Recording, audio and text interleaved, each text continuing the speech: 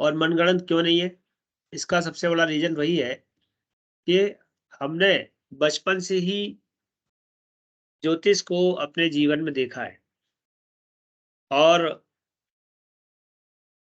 दूसरी बात, जो इसके अंदर मेथड लिया गया है, वो हमारे भूगोल में पहले से दिया हुआ है। यानी कि ग्रहों की बात, तारों की बात, हमारे देशांतर, रेखांश, हम कितनी दूर पर, किससे कितनी दूर है, किसके कितने पास है, किस अगर हम किसी के पास होते हैं तो उसकी ऊर्जा हमें किस प्रकार मिलती है, और किसी से हम दूर होते हैं तो हमें ऊर्जा कैसी मिलती है, ये हमारे पास पहले से हम जानते हैं। और इसी कारण हम उसे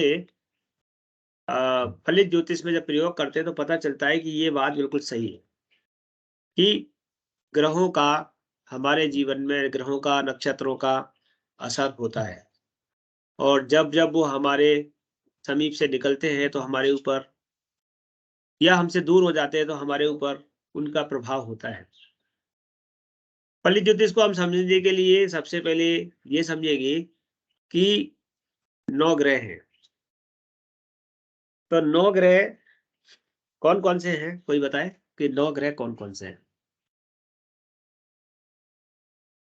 एक जना कोई बताए 9 ग्रह कौन-कौन से हैं? सूर्य, हुँ। मंगल, बुध, गुरु, शुक्र, शनि, राहु, केतु। चंद्रमा आपने नहीं बोला? चंद्रमा नहीं। हाँ, चंद्रमा। ठीक है। तो ये हमारे 9 ग्रह हैं, और ये 9 जैसे 9 ग्रह आकाश में, क्षितिज में भ्रमण करते हैं। और आकाश में भ्रमण करते हैं तो इनसे हमारी पृथ्वी बहुत दूर है, और इनका सबका असर पृथ्वी के ऊपर होता है। तो पृथ्वी पर इनका असर क्यों होता है, कैसे होता है, ये जानने के लिए हम देखते हैं कि जब वो पृथ्वी के नज़दीक आते हैं तो उनके इफ़ेक्ट पृथ्वी पर ज़्यादा बढ़ जाते हैं, जब वो पृथ्वी से दूर चले जाते हैं तो उनके इफ़ेक्ट कम हो जाते हैं, पहला। दूसरा ये है कि जिस ग्रह का हमको इफ़ेक्ट ज़्यादा चाहिए, असर ज़्यादा चाहिए, वो दूर हो जाए तो पृथ्वी पर उस प्रकार के तत्वों की कमी आ जाती है, और जो उसके एलिमेंट्स हैं। और अगर जो दूर रहना चाहिए वो पास आ जाते हैं तो उसके एलिमेंट्स बढ़ जाते हैं, तो उससे दुष्प्रभाव बढ़ जाता है। तो इस तरीके से हम जब देखते हैं कि ग्रहों के पास आने या दूर आने से पृथ्वी के ऊपर कभी बारिश होती है, कभी गर्मी होती है, कभी सर्दी होती है, कभी धूप निकलती है, कभी धूप नहीं निकलती है, कभी दिन होता है, कभी रात होती है। तो पृथ्वी क्या है? पृथ्वी कितने तत्वों से मिलकर के बनी हुई है पृथ्वी? बताइए। 5 तत्वों से। हाँ, छित जल पावक गगन समीरा पंच तत्व से बना शरीरा। तो हमारी पृथ्वी में पांचों तत्व विद्यमान हैं। हमारी पृथ्वी में पृथ्वी तत्व तो है ही, इसके अंदर जल भी है, ये आकाश से ढकी हुई है, आकाश के वाइब्रेशन के कारण इसके अंदर आवाज भी है जो हम, और हवा भी इसके अंदर है। तो ये 5 तत्व जो पृथ्वी के अंदर हैं, वो 5 तत्व क्या हमारे अंदर हैं?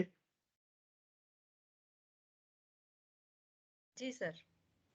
जो हाँ। 5 तत्व पृथ्वी में हैं, क्या वो हमारे अंदर हैं?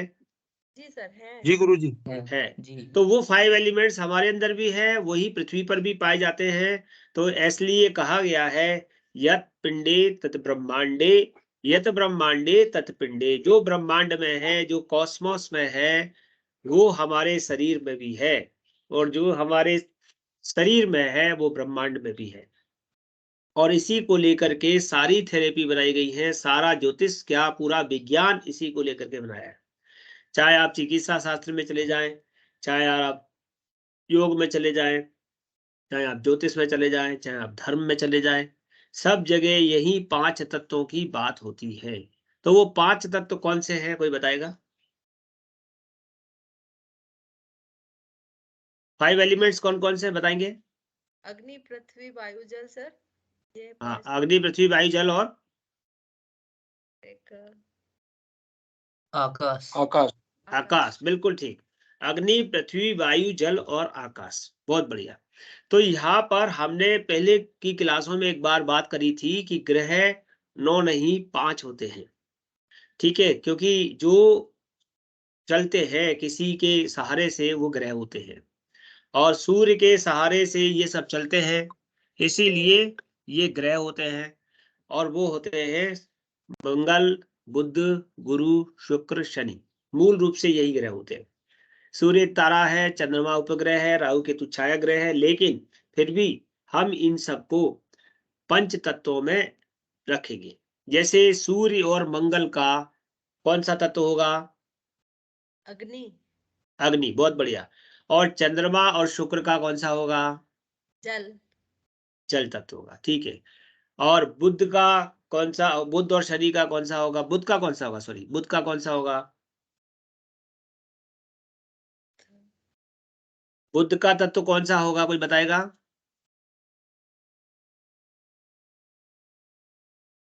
बुध का तत्व है पृथ्वी। कौन सा बोला मैंने? पृथ्वी। पृथ्वी, हाँ, अर्थ। अब बचे गुरु, तो गुरु का तत्व कौन सा होगा? आकाश। आकाश, बहुत बढ़िया। और शनि बचे, तो शनि का कौन सा होगा? वायु। हाँ, शनि का वायु। तो शनि का जो है, अब शनि और राहु का एक ही है। शनि और राहु का मतलब राहु का भी वायु तत्व है, और गुरु और केतु का एक ही है।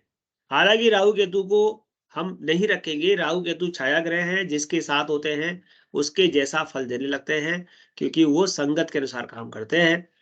तो हमें 5 एलिमेंट्स पर काम करना है, 5 एलिमेंट्स पर काम करना है, और हमें देखना है अगर किसी के शरीर में बहुत ज्यादा गुस्सा बढ़ गया और वो बहुत ज्यादा उत्तेजित हो रहा है, लोगों को बहुत मारने पीटने की, या उसको बहुत क्रोध आता है किसी भी प्रकार से, कब जब कुछ कुछ करता है तो कुछ सोचता नहीं है, तब उसके अंदर मंगल का प्रभाव बढ़ जाता है, और ऐसे मंगल का प्रभाव जो कि दुष्प्रभाव वाला हो जाता है, और जिसके कारण वो किसी भी चीज को नष्ट करने से पहले, अब चाहे वो उसका खुद का विनष्टीकरण हो जाए, सोचता नहीं।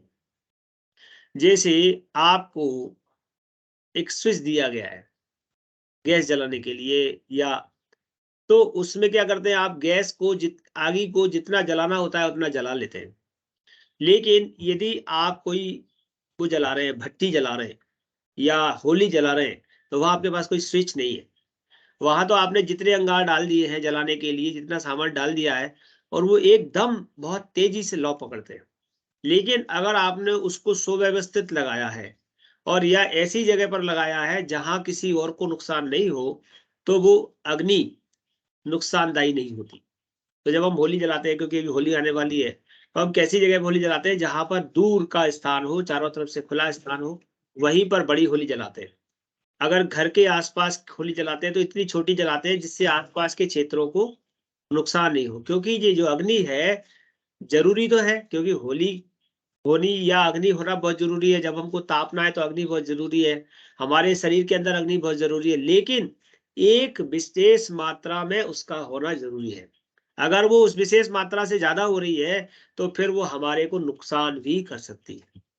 लेकिन अब हो रही है इस समय सर्दी, और इस समय आपके सामने अग्नि न जले, आपको गरम गरम चाय ना मिले, आपका हीटर जो गर्म करने वाला है वो न मिले, तब आपका क्या होगा बताइए? तब जातक का क्या होगा अगर उसे अग्नि न मिली?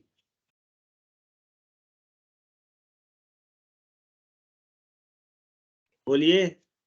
वो और बीमार हो जाएगा, हो जाएगी। हाँ, और बीमार हो जाएगा। जी, अर्थात अग्नि का होना भी जरूरी है। यानी उसके पास अग्नि नहीं है तो ये परेशानी हो जाएगी कि वो ठंड से मर जाएगा, और अगर उसके पास अग्नि बहुत ज्यादा है तो ये परेशानी हो जाएगी कि वो उस अग्नि के द्वारा खुद को भी नष्ट करेगा और आसपास के लोगों को भी नष्ट करेगा। तो इसी प्रकार से हम इन ग्रहों को समझेंगे, जब इनकी पावर बहुत बढ़ जाती है तो इस प्रकार के नुकसान भी कर देते हैं, या इन ग्रहों की पावर कम हो जाती है, यानी आपकी कुंडली में ये कमजोर होते हैं, बहुत हल्के होते हैं, तो शरीर में ऊर्जा नहीं है। किसी से कहा तुम दौड़ लगाओ, भाई मैं दौड़ नहीं सकता, तुम जाओ ये अ, उसमें किसी से लड़ने की बात आती है, अरे भाई तुम लड़ लेना, मैं नहीं बोलूंगा, और आप ही बात कर लेना। क्यों? उसका जो मंगल है कहीं ना कहीं स्ट्रांग नहीं है, कमजोर है, इसलिए वो पीछे हट जाता है। तो ऐसे ही सूर्य को देखोगे, चंद्रमा जल तत्व है, जुकाम हो जाना, खांसी हो जाना, गले के रोग हो जाना, चंद्रमा से संबंधित माता के सुख, बहुत सारे भी चंद्रमा की बातें करेंगे, उनकी कमी वगैरह होना, ये कहीं ना कहीं चंद्रमा रिलेट कर देगा। अगर चमकदार यानी जैसे शरीर के अंदर चिकनाई, घी की कमी हो जाए, मतलब वह जल जिससे ऊर्जा मिलती है, तो शुक्र कमजोर हो जाएगा। तो आपको चर्म रोग हो रहा है, तो कहीं ना कहीं बुध की कोई प्रॉब्लम है। अगर आपको वात रोग हो रहा है, तो कहीं ना कहीं शनि राहु की प्रॉब्लम है। आपको सुनाई नहीं दे रहा है, तो किसकी प्रॉब्लम है? आपको सुनाई नहीं दे रहा है तो किसकी प्रॉब्लम है?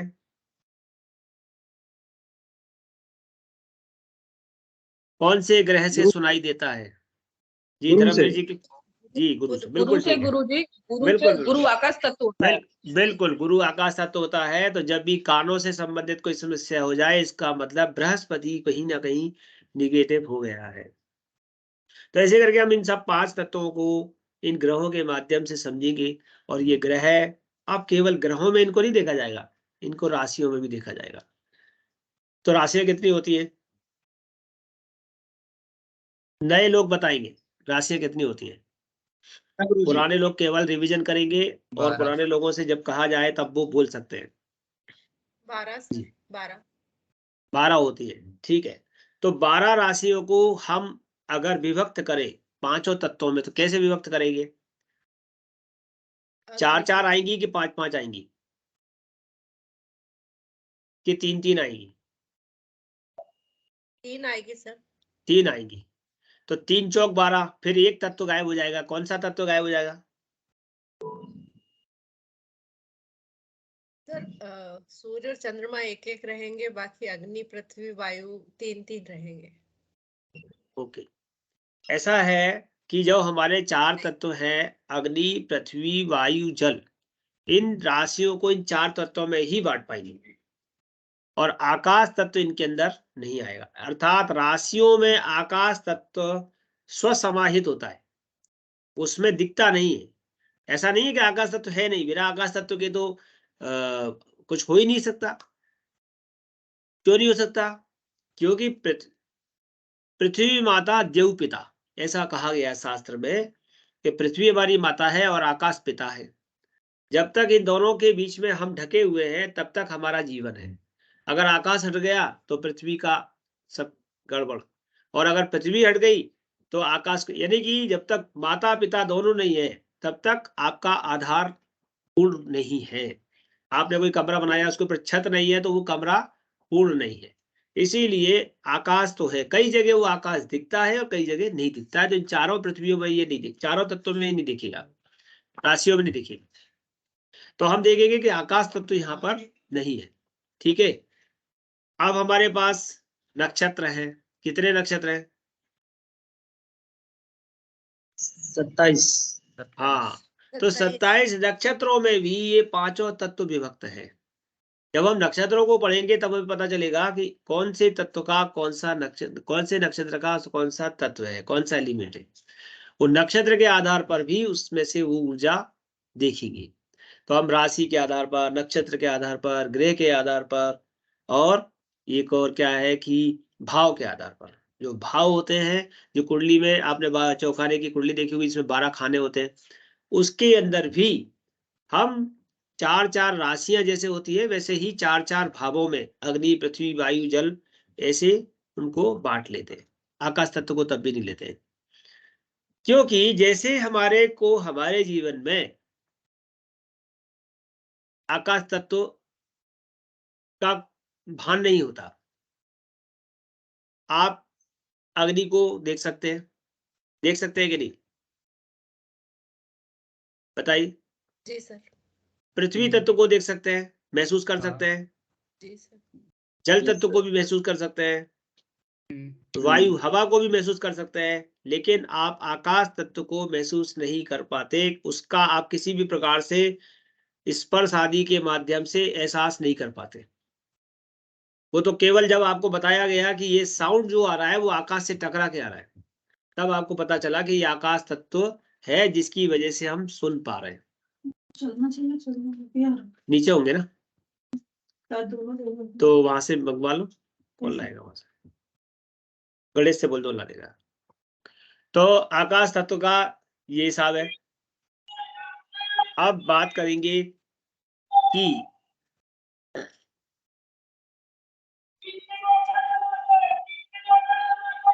अब ज्योतिष को समझने से पहले फलित की जब बात आएगी तो वहां पर ज्योतिष शास्त्र में जो फलित है वो कर्म के आधार पर मिलेगा, यानी कि ग्रह हमारे कर्म पर भी बात करेंगे। कर्म फलित का आधार है, ठीक है। 1 मिनट में आप लोगों से बात करता हूं।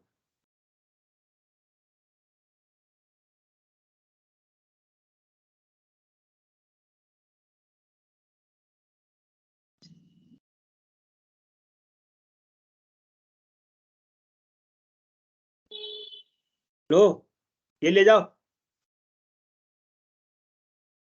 ले जाओ इसे।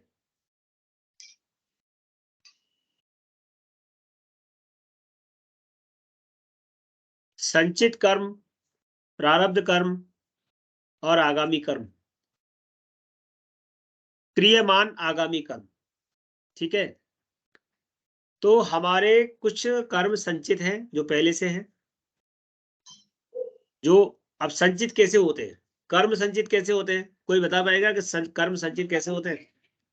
चलना चाहिए तो ये संचित कर्म कैसे होते हैं?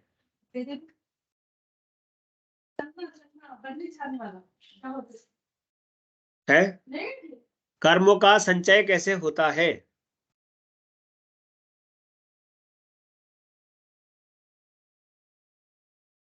हेलो, गुरु कर्मों की आसक्ति से, कैसे? कर्मों की आसक्ति से। कर्मों का संचय, कर्मों की आसक्ति, ठीक है। तो कर्मों का संचय होता है जब भी हम कोई कर्म करते हैं तो कुछ उसमें हम अच्छे कर्म करते हैं, कुछ हम खराब कर्म कर देते हैं। अच्छे कर्म अच्छे रूप में संचित हो जाते हैं और खराब कर्म खराब रूपों में संचित हो जाते हैं।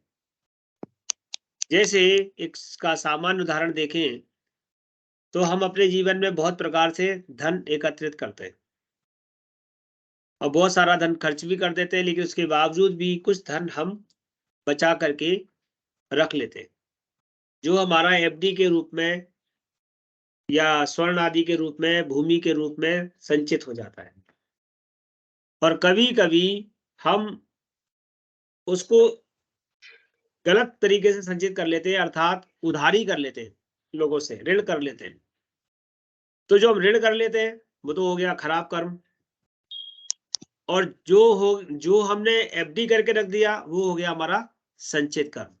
तो जो भी हमने अपने जीवन में शुभ तरीके से इकट्ठा करके रखा है वो हमारा शुभ कर्म हो गया, और जो कभी किसी का दिल दुखा करके, किसी से कुछ छीन करके, किसी प्रकार से गलत तरीके से लिए गया, तो शुभाशुभ, शुभ और अशुभ दोनों कर्म हमारे संचित हो जाते हैं।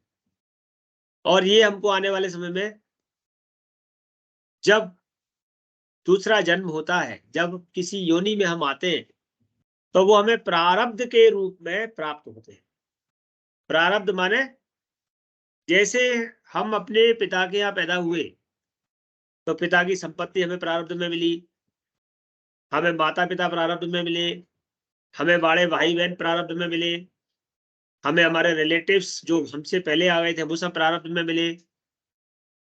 तो जो भी कुछ हमें पृथ्वी पर आने के बाद प्राप्त हुआ, उसमें से कुछ मान लो माता पिता उधार छोड़ गए थे तो उधारी प्रारब्ध में मिली। तो वो हमारा प्रारब्ध कर्म है कि पूर्व जन्म के हमारे जो प्रारब्ध थे वो इस जन्म में किसी ना किसी रिलेशन के रूप में हमारे सामने प्रकट हो गए। इनमें से भी उनकी सीमा बंधन है। सीमा बंधन इसलिए क्रियमान और आगामी। क्रियमान ये है कि उनको कुछ कर्म ऐसे हैं जिनको आप इसी जन्म में करेंगे, और कुछ कर्म ऐसे हैं जिनको आप अभी और आगे जाकर के करेंगे, उनकी अभी मैच्योरिटी पूरी नहीं हुई है। जैसे कहते हैं आपने कोई फिक्स डिपॉजिट कराया है एक फिक्स डिपॉजिट था जो 3 साल का है, एक है आपका 6 साल का है, एक आपका 20 साल का है। लेकिन जो 20 साल वाला है उससे पहले ही जातक को जाना पड़ा, तो वो उसका कौन सा हो गया? आगामी कर्म हो गया, क्योंकि वो इस जन्म में नहीं है उसके लिए। उसकी ड्यूरेशन पहले से फिक्स है कि ये आपको इतने साल के बाद प्राप्त होगा। क्रियमान कर्म, आगामी कर्म। तो क्रियमान में तो वो इसी जन्म में भुगता जाएगा, जो संचित है, जो प्रारब्ध है, उनको इसी जन्म में भुगता जाएगा। लेकिन जो आगामी कर्म है उनको वो ये जन्मनी अन्य जन्मनी वाह, इस जन्म में भी हो सकता है और अन्य जन्म में न जाने किस जन्म में भोगेगा। इसके बारे में मैं आपको जनरल एस्ट्रोलॉजी में बताऊंगा कि वो किस प्रकार से भोगता है। अब हमें प्रारब्ध के रूप में ये 9 ग्रह जो मिल रहे हैं, उनमें सूर्य हमारा कौन है? सूर्य कौन है? राजा है। आत्मा। सूर्य कौन है हमारा रिलेशन में कौन है? पिता पिता। पिता पिता, पिता बिल्कुल। और चंद्रमा? माता। माता माता। मंगल? छोटा भाई भाई। छोटे भाई बहन, ठीक है। और बुध? बुआ बुद्ध मौसी। बुआ हाँ, बहन बुध हमारे जो कजिन है, मौसाजी, मामा, मौसा, बुआ, ये सारे रिलेशन जो है वो बुध पे है। और यहाँ तक कि हमारे मित्र भी बुध है। बुध के ही देखे जाएंगे। बृहस्पति? बड़ा भाई। गुरु गुरु गुरु। हाँ, बृहस्पति गुरु। और रिलेशन बड़ा में बताइए, घर के रिलेशन में? बड़ा भाई। बड़े भाई। और बृहस्पति के पास 2-3 रिलेशन है, एक बड़ा भाई बहन, बड़े अवजी। भाई बहन, एक अवजी। घर का सबसे बड़े दादा वगैरह, और एक आपकी संतान। अच्छा। बृहस्पति संतान के लिए भी है। जी। इसके बाद शुक्र? पत्नी। पत्नी, बिल्कुल ठीक है, आपका स्पाउस, आपका पार्टनर। और शनि? शत्रु। शत्रु। नहीं, नौकर शनि है जी। नौकर। नौकर। सर्वेंट हाँ, आपके जो सेवक हैं वो सब शनि। जितने भी सेवक हैं, चाहे वो आपका ड्राइवर हो, चाहे आपकी अन्य सहायता करने वाला व्यक्ति हो, सब शनि। और इसके अलावा शनि का साथ देने वाले राहु केतु। और राहु केतु में आप शत्रुओं की श्रेणियां भी ला सकते हो आगे। हालांकि दादी नानी, दादा दादी, दादी नानी का संबंध भी इसमें राहु केतु में ही लेके हम, यानी कि हमको हमारे रिलेशन में ये सब पहले से प्राप्त हो जाते हैं। अब इन रिलेटिव्स को प्राप्त करने के बाद हमारे जो संचित कर्म थे, प्रारब्ध कर्म थे, क्रियमान कर्म थे, उन कर्मों के आधार पर जब हमारी कुंडली बनती है, जन्म कुंडली बनती है, उसमें उसके कुंडली के चौखाने में ये उसी स्थिति में बैठ जाते हैं जिस स्थिति में हमारे को अपने प्रारब्ध कर्मों को भोगना होता है। और इसीलिए कहावत है कि हानि लाभ जीवन मरण, इसको पूरा करिए। यश अपयश विधात। हाँ, हानि लाभ जीवन मरण यश अपयश विधि हाथ। कहने का मतलब है जन्म किसी के हाथ में नहीं है। आपका जन्म उसी समय पर होगा, उसी घड़ी में होगा, उसी समय पर होगा जब ऊपर वाले ने आपके प्रारब्ध को भोगने के समय के अनुसार क्षितिज पर ग्रहों की स्थिति बना दी होगी। क्षितिज माने आकाश पर। और उस जगह पर होगा जिस देशांतर पर उन ग्रहों की स्थिति उस प्रकार से बने कि आप जब प्रकट होंगे तो उनके रिएक्शन उसी प्रकार से होंगे जो वो ऊपर वाला चाहता है। आप चाहते हो कि मेरा जन्म बंबई में हो जाए, लेकिन आपका जन्म बंबई में नहीं हो रहा। कोई चाहता है मेरा बंबई दिल्ली में हो जाए, लेकिन दिल्ली में नहीं हो रहा। तो जन्म आपका ऊपर वाले ने निर्धारित किया है कि किस जन्म पर, किस देशांतर पर आपका जन्म होगा। और कई बार आपने देखा होगा कि कोई बच्चा अपनी नानी के यहाँ पैदा होता है, कोई बच्चा अपने ही घर में पैदा होता है, कोई बच्चा अस्पताल में पैदा होता है, कोई बच्चा रास्ते में ही पैदा हो जाता है, कोई बच्चा ट्रेन में पैदा हो जाता है, कोई बच्चा ऑटो में पैदा हो जाता है। तो ये क्या है? ये सब उसके देशांतर का निर्धारण है कि आप इस भूमि पर इस समय पर पैदा होंगे। अब जब जन्म की बात है तो मरण में भी आप देख सकते हैं कि कोई व्यक्ति कहीं पैदा होता है और कहीं मरता है, कुछ लोग जहां पैदा होते हैं वहीं मरते हैं। तो यानी कि जन्म मरण व्यक्ति के हाथ में नहीं है, वहां पर उसकी उतनी सीमा, उसका क्षितिज पर बैठे हुए एस्ट्रोनॉमी, एस्ट्रोलॉजिकल जो ग्रहों की ऊर्जा है, उस आधार पर उसका डिसाइड होता है, और वो डिसीजन करते हैं परमात्मा। तो ये तो जन्म हुआ देशांतर के आधार पर। अब कब होना है ये तारीख भी ऊपर वाला निश्चित करता है, क्योंकि हमसे आपसे बहुत सारे लोग इस बात को पूछते हैं कि साहब वो डॉक्टर साहब ने डेट दी है 25 तारीख से 3 तारीख के बीच में, कभी भी करवा लीजिए। तो उन्होंने साहब ठीक है, आप कब चाहते हो? बोले हम चाहते हैं 26 तारीख का, आप देख लीजिए।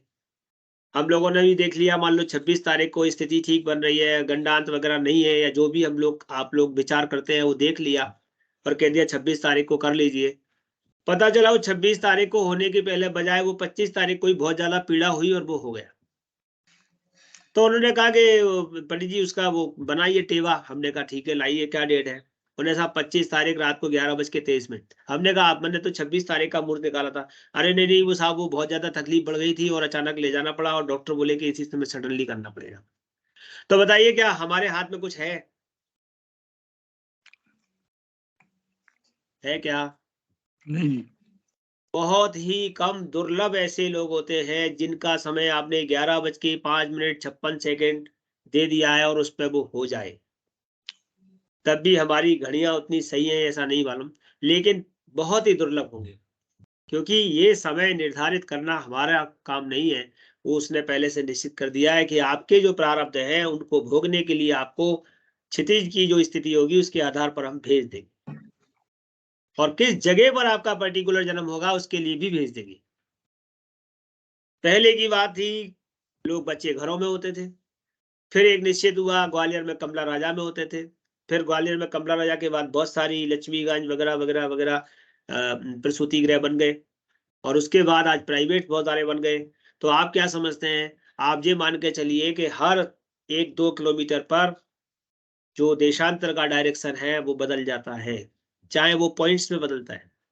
इसके लिए आप जो है खगोल की एटलस जब हम समझते हैं उससे पता चलता है कि हर 2 किलोमीटर 4 किलोमीटर पर वहां पर जो रेखांश होते हैं, जैसे कहीं 78-10 है तो कहीं 78-11 हो गया, फिर 78-12 हो गया, 78-9 हो गया, 78। ये ग्वालियर की बात कर रहा हूँ, हर जगह के देशांतर अलग अलग होते हैं। तो वो पॉइंट्स में बदल रहा है। क्यों बदल रहा है? क्योंकि उसकी जो क्षितिज से जो हमारी दूरी है उसमें जो ग्रीनविच से हम लोग दूर होते जा रहे हैं, तो पॉइंट में भी फर्क आना बहुत मायने रखता है। अब इसके लिए आप सामान्य रूप से समझ लीजिए, आप एक सीधे एंगल पर बल्ब लगाइए, उस बल्ब को आप एकदम डायरेक्शन में 180 पर रखेंगे, उसकी रोशनी जो आएगी वो एक अलग होगी। 180 से आप जैसे जैसे खिसकते जाएंगे उसकी रोशनी में अंतर आएगा, चाहे आप लेफ्ट में सरकिए चाहे आप राइट में सरकिए। तो जिस प्रकार से उसकी ओरा में उसकी रोशनी में कमी आ रही है, तो आपके ऊपर प्रभाव भी उसी प्रकार से कम ज्यादा हो रहे हैं। ऐसे ही उस देशांतर के आधार पर जहां उसका जन्म हुआ है और वो जितना सरक गया है, उसके आधार पर भी उसके ग्रहों में फर्क आ गया, उसके फलित में फर्क आ गया। कई बार लोग सोचते हैं भाई जन्म हुआ था और वो उनका बच्चा भी उसी के साथ हुआ था, इनका भी हुआ था। कोई कहता है कि 1 मिनट में 6 बच्चे पैदा होते हैं या 1 सेकंड में 6 बच्चे पैदा होते हैं, लेकिन 6 का देशांतर अलग होता है। 6 बच्चे जो होते हैं वो एक ही जगह पर नहीं होते, पर्टिकुलर एक देशांतर पर नहीं होते, और इसीलिए उनके जीवन में फलित अलग अलग हो जाता है।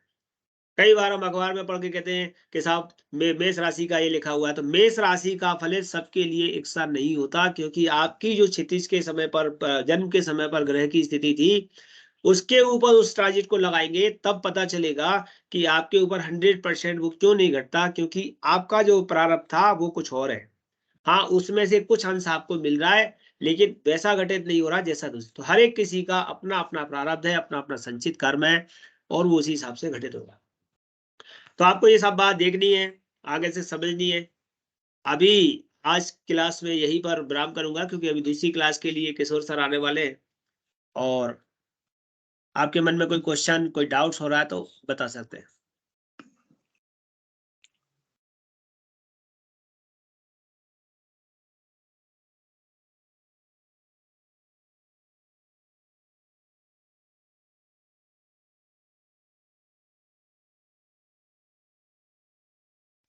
जय गणपति।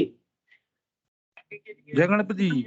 हाँ हाँ, जय ये गणपति जी। पूछ रहा हूँ, ये सारा किताबों में जो हमको दी जाएगी उसी में सब हाँ, कितने इंक्लूडेड दिन में है? आएंगे आप उधर? जय गणपति जी की आवाज नहीं आ रही गुरुदेव। हेलो, गुरुजी फोन आवाज पे बंद। बात कर रहे हैं, प्लीज रुक थोड़ी देर से, 2 मिनट से कर लीजिए क्वेश्चन। हाँ, क्या पूछ रहे थे आप, क्या पूछ रहे थे? जी गुरुदेव, ये पूछ रहा था कि जो आपने जो इतना भी जो बताया है, ये सारी बातें हैं किताब के अंदर ही मिल जाएंगी हमको कि कुछ और बुक्स क्या है, कैसे मिलेंगी? फलित ज्योतिष की जो किताब है वो दी गई है आपको, जी। उसमें कुछ मिलेगा और अच्छा। कुछ चीजें आपको सुनने से ही आएगी। अच्छा। कुछ चीजें सुनने से ही आएगी, क्योंकि जो हम सुना रहे हैं, जो आपको बता रहे हैं, वो अलग अलग किताबों में अलग अलग संग्रह होता है, जी। और सुनने से और समझने से आएगी। दूसरी बात, जो बात हमने बोली है जी। उसे आप उस ढंग से सोचो कि अगर आप सोचते तो आपके मन में भी ये विचार आते कि नहीं आते। बिल्कुल आते हैं। हाँ, बस तो ये वही विचार है भाई। जब मेरे सामने एस्ट्रोलॉजी आई और मैंने उसको 10 जगह पढ़ा। आप बहुत अच्छी चीज बताऊं मैं आपको, जी। ज्योतिष का एक अंक निकलता है, ज्योतिषांक कल्याण का। जी। दूसरा निकला था 2012 में निकला था दूसरा, और उससे पहले 1975 के आसपास निकला था। जी। गुरु जी 14 में निकला था, 14 में। 14 में निकला था, हाँ, ज्योतिषांक 14 में हाँ, निकला मैंने था, लिया। सॉरी। जी और गुरुजी। एक उससे पहले 75 के आसपास निकला था। तो जो दोनों निकले हुए हैं, उन दोनों में खास बात क्या है? उनमें लोगों ने जो ज्योतिष को लेकर के जो मैं बोल रहा हूं इस प्रकार के अनुभवों को किया, तो उन्होंने अपने अपने लेख उसके अंदर दे दिए, और आज वो हमारे सामने है। जी। ठीक है ना? तो ऐसे जब आप ज्योतिष को समझेंगे, विचारों को रखेंगे, तो एक्चुअल में जब आप अपने जीवन में उसे उतारेंगे, तब आपको पता चलता है कि इसके अंदर कुछ बात ऐसी है समझने की। क्योंकि अगर आप केवल 9 ग्रहों की बात करते रहोगे, राशियों की बात करते रहोगे, तो फलित को नहीं समझ पाओगे। फलित को जब समझ पाओगे जब आप अपने जीवन में आसपास में होने वाली घटनाओं को ज्योतिष से जोड़ करके देखो, तो आपको वो आसानी से समझ में आएगा कि अरे हाँ, ये तो हो रहा है।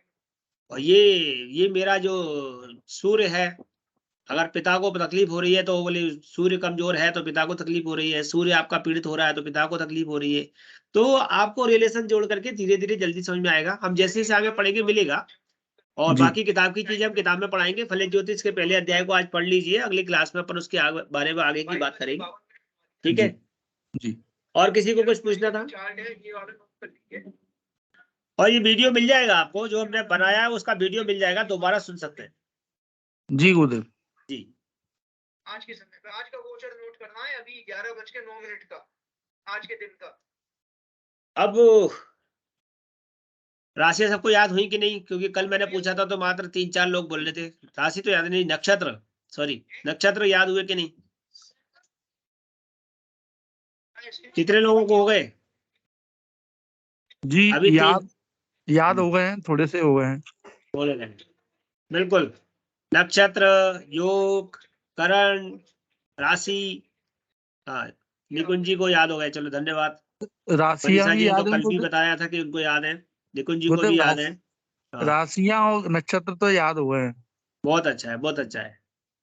जैसे जैसे अपने को याद होते जाएंगे, अपने को उसमें फायदा होगा आगे जाकर के, क्योंकि पढ़ाई आसान हो जाएगी, है ना? जी। जी। जी। चलिए, अच्छा है। और बाकी लोगों से भी कहूंगा कि सब लोग अपने अपने याद कर ले कैसे भी करके, क्योंकि हमें याद रहना चाहिए। और धीरे धीरे आएगा सब कुछ, क्योंकि भले ही आप लोगों को आता है, लेकिन हमारे पास जितना एक सीमा रहती है, उस सीमा के अंतर्गत हम जैसे जैसे बढ़ेंगे, आप देखना 6 महीने में आप लोग धुरंधर हो जाएंगे, जन्म कुंडली देखने लग जाएंगे, है ना? साल भर बाद तो आप लोगों को बहुत अच्छा अवसर मिलेगा। तो अभी आपकी क्लास होने वाली है गणित शास्त्र की। तो गणित शास्त्र मतलब कुंडली कैसे बनती है, D1 चार्ट, मतलब लग्न कुंडली कैसे बनेगी, नवमास कैसे बनता है, दशा कैसे निकालते हैं, ग्रह स्पर्श कैसे करते हैं, इससे पहले इसको बनाने के लिए कौन से नियम होते हैं, किस प्रकार से इसको करेंगे, घटी बल को घंटे मिनट में कैसे परिवर्तित करेंगे, घंटे मिनट को घटी पल में कैसे परिवर्तित करेंगे, ये सारी बातें हमारी गणित की क्लास में होने वाली है। तो अभी हमारे गणित के सर जो आएंगे वो आपको, क्योंकि हम 2 क्लासों के लिए 2 अलग अलग लोग रख रहे हैं आपके लिए, जिससे कि आपको समझना आसान होगा। मैंने आज बुक्स डाली थी, किस किस को मिली PDF बुक? अच्छा, टेलीग्राम ज्वाइन नहीं किया क्या? सब लोगों ने कर लिया? कुणाल, अच्छा कुणाल आपने टेलीग्राम ज्वाइन कर लिया? हाँ गुरुजी कर दिया। ओके, मैं सभी से कहूंगा कि जो हमारे P1 के स्टूडेंट हैं वो सब टेलीग्राम ज्वाइन कर लें प्लीज, क्योंकि टेलीग्राम पे हमारे को बुक्स का PDF डालना आसान होता है और उस पे लंबी से लंबी फाइल हम देंगे। अभी जितनी भी बुक्स हैं आपकी सारी हमने टेलीग्राम